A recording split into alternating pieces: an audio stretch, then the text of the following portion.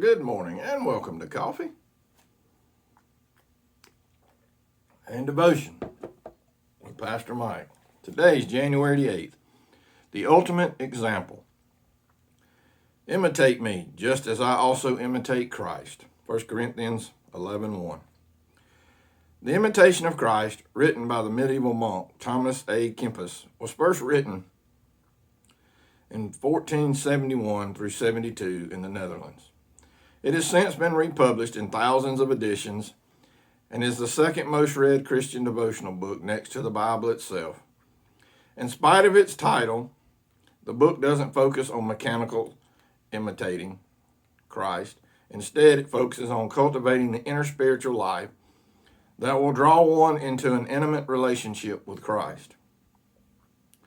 When writing to the Corinthians, Paul encouraged them to imitate him. But we need to know this context of his instruction. In an effort to reduce factions and conflicts in the church, Paul tried to please all men in all things, 1 Corinthians 10:33, to make room for different preferences and traditions within the church.